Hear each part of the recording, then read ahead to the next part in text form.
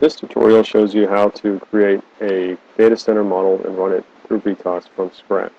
What we're going to model today is a simple data center that contains two types of servers mounted onto equivalent racks in a single row, and we're going to provide one crawl unit to cool the air of the data center, one chiller to create the chilled water for the crawl, and then one cooling tower to remove the heat from the condenser water loop.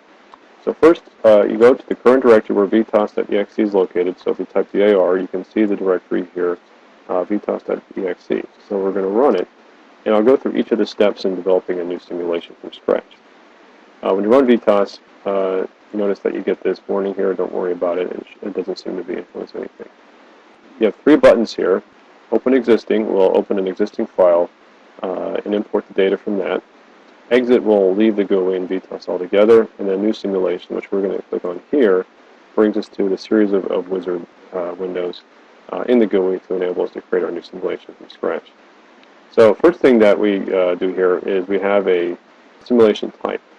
The default value here is steady. Now again, the way VTAS works is you first run a steady state simulation that provides all the design variables to balance out all the heat and mass flows in the system. And then what that does is after the simulation is completed, it saves the data into a .mat file. Then what you would do then is run a transient simulation to import the data from that .mat file, and then run a transient simulation that would analyze the effects of any sort of deviation from the energy and flow balances that you had in the steady-state simulation. So this would be a way you can model, say, like a crawl failure.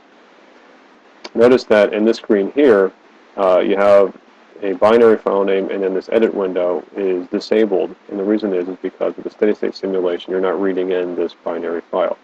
In transient simulation, you are, so if you click on transient, then these become active again. And you'll see that there's a number of cases in these windows in this wizard system that are disabled, and so because they're no longer applicable. Now, if you click on the back button, this takes you to the previous screen, and it cancels all the data that you've inputted on that given window. You click on exit again, that exits out of the GUI completely, and then next we'll save the data on that window and move it to the next window. So we'll click on next and go to the next window, which is the IO parameters window. So here, the things you can change are the information level.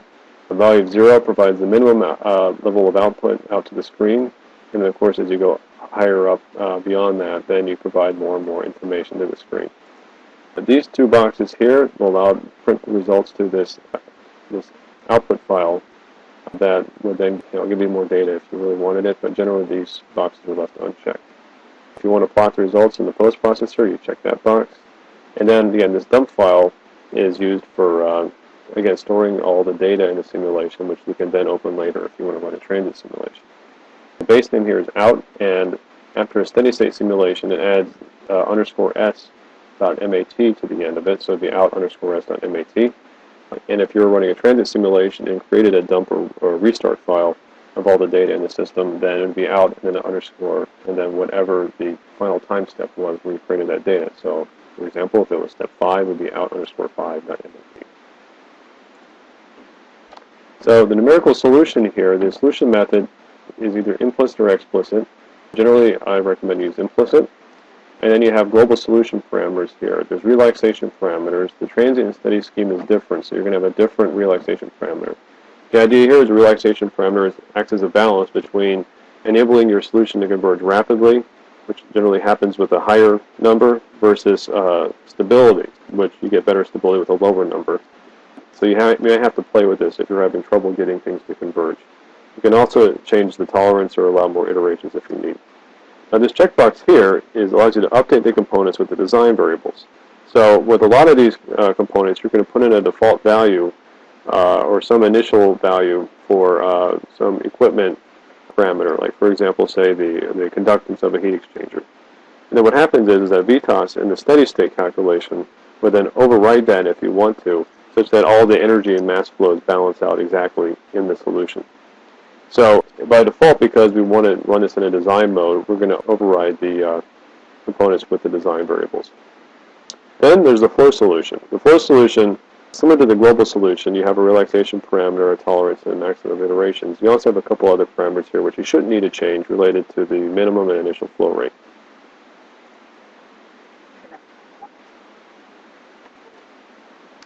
There also are printed lumps and printed paths. So the way VTAS works is it divides up all of the fluid in the system into chunks called lumps that have uniform thermodynamic properties. And pathways basically are zero volume connectors that allow fluid to be transported between lumps. You're generally not going to need to deal with that, so we'll go through that here. And then, of course, there's a page with physical constants, which should not need to be changed. So we'll move on to the next. Now, there's the fans page, which really is where we get to the first real strategic decisions regarding this data center. So first, we need to define fans, and we can use them later on in the servers and in the loops. So first, we're going to define a server fan, and you do that by typing in the name of the fan and clicking on Add New. Now, server fans, just like all the other fans, you can choose the fixed pressurized flow rate or fan curve. Now, it turns out with the new scheme for VTAS, as of 3.0, all the server fans need to be a fixed flow rate. So we click on Next, it will give us to the fixed flow fan properties window here. So we're going to give it a value of 0.05 cubic meters per second. And we can also specify efficiency if needed. Then we'll define a second type of fan called fserver2. Plug that in, again a fixed flow rate, and we'll give this 0.06, so something a little bit different. So notice they show up in the existing fan list here. We want to have a fan for the crawl unit, so we'll give that a value of 2.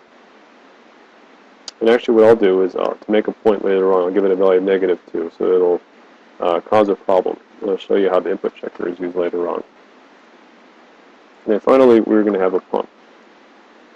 And the pump is going to have a fixed flow rate then of 0.01. Okay, so we have our 4 fans, and now we're going to move on then to the servers. We'll define our first server using it's 100 watts output, actually it's 75 watts output, and then we're going to use fserver as our fan.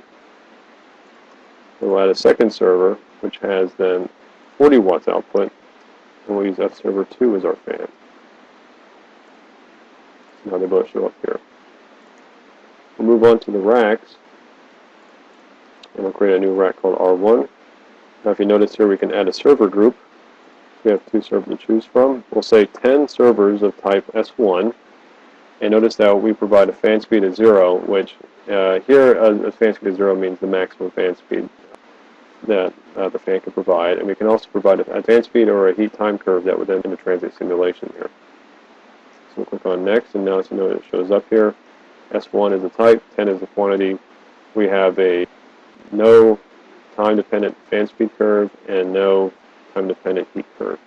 So add a second group then. This will be S2. We'll put a quantity of 2. Now we can see we have 2 server groups.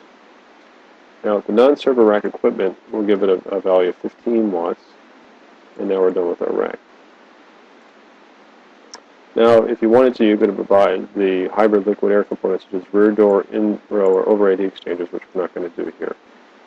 We can change the dimensions of the data center here. We'll say this one is 6 meters by 5 meters by 4 meters.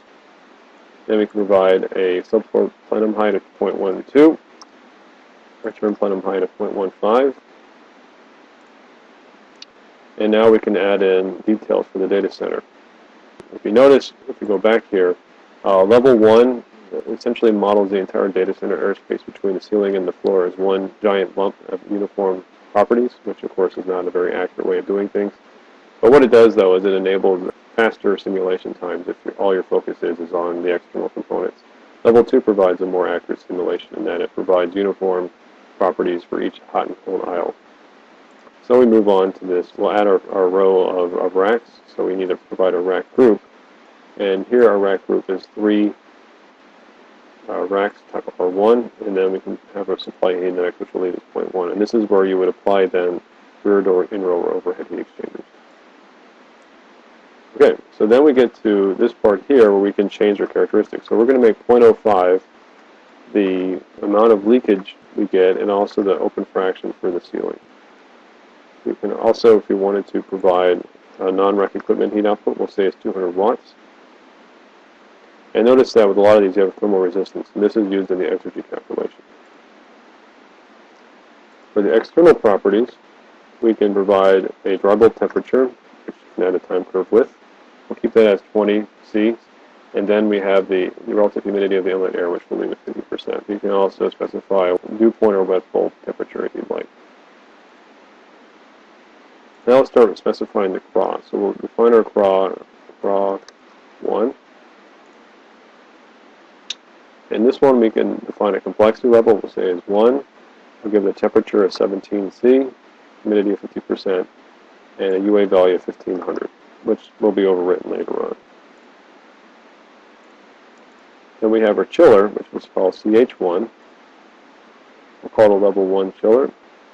The exiting chilled water temperature is 15, COP is 3, and compressor work is 1000.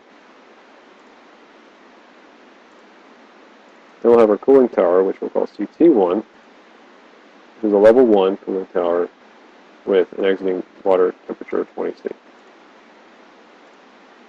There are no junctions or evaporative coolers in our simulation, so we move on to loops. So we're going to define our first loop as L-crack1. This is the air between the crack and the data center. So if you notice here, the fluid type is the first thing you specify. Here we're choosing air. And if you have a water loop, then you can choose among these three options, but since it's air, and other things available as other. So we're going to add our first branch. And this branch is going to go from the CRA to the data center. And notice as you change this, that changes the name of the branch up above. For simplicity, we're not going to worry about any of these length, roughness, hydraulic diameter, or number of lumps or flow path. Generally, we want to keep this number here at 1. The fan we're going to have is F cross. There will be a fan there, and we'll give the fan speed as 0 just to have it run at maximum speed, which we can change with the time curve. If you wanted to, you could add a loss factor, and there's a number of things to choose from, and for each of these, as you choose, it changes some parameter that you can provide for it, and it'll automatically provide the minor loss that you would need for that particular branch. So if we click on Next, now you can see the existing branches that shows up here. This goes from the CRA to the data center. So we need one that goes from the data center back to the CRA, which we provide here. So now L-crack1, that loop shows up. And we're going to move on to the second one, which is the chilled water loop. So LCH1, we'll call that, which is water, and it's a chilled water loop. We're going to add the branch then from the chiller to the CRA. We're going to provide a pump for that to work. And then we provide the return from the CRA back to the chiller. You can check that. Everything looks good. So now we have our two loops. Third loop is the condenser water loop. So this is the condenser water loop as you specify with these two parameters here. We add a branch then from the cooling tower to the chiller, which will provide a pump for it. And then we have to add the return branch from the chiller back cooling tower. We check it, everything looks good. Then we have the two outside loops. First we have the outside air loop. This goes from external or outside to the cooling tower. You'll provide a fan for that. FCRA is what we'll use as default, but of course you can add a separate one if you want for that branch. Then we'll add a return branch that goes from the cooling tower back to external. We'll check that, everything looks good. Then we'll have our outside water loop. So water in here we use other because it doesn't meet these other requirements here. So external to the cooling tower and our pump. And then we're going to go from the cooling tower back to external. So if we click on Next, we have all of our loops. And that brings up to the input checker. In the input checker, it'll give errors and warnings. Warnings you can still run. You can skip these errors and you can continue on to the to run the simulation, but it's not recommended. With errors, you're pretty much guaranteed to have a failed simulation. So we'll go to this first error it found. Remember, we provide a negative flow rate for fan F cross. So if we go to that, we can fix it. And then notice that it's highlighted where the problem is, so it makes it nice and easy. And we go back to the input check when we click Next. So you don't have to go through all the windows again. It just goes right back to the input checker. So then we click on Next, and then we have our window here that shows our component layout. So this is like our last chance to examine if all the loops and branches look the way that we expect them to be. And so this looks pretty good.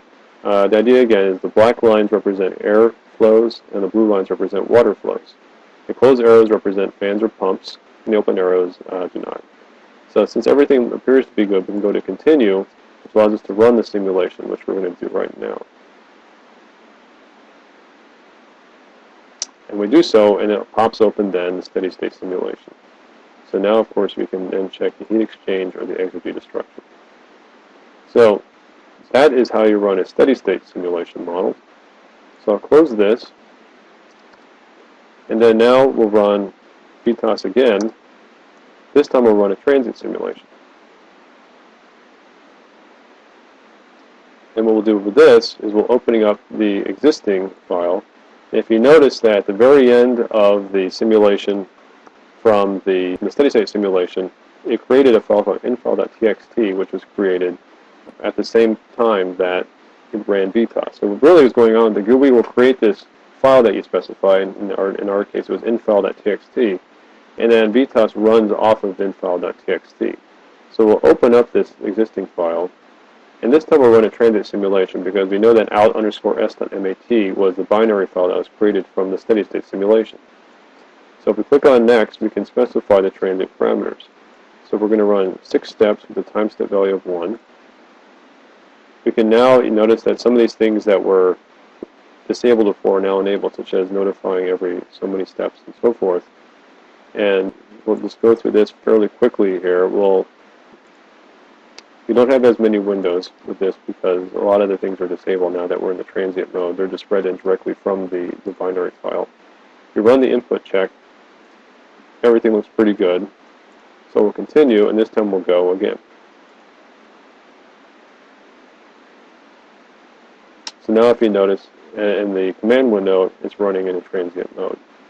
It provides the time step, which we gave as 1 second, and it tells you the convergence criteria. So now in the transient simulation, we can now plot things either at time 0 or time 6, either the heat exchange or exergy destruction. We can also plot a heat exchange or exergy destruction for individual components through this plot menu, and we can choose things to plot. So we can plot the chiller, data center, and so forth. So this is exactly how you would run a brand new model from scratch using VTAS.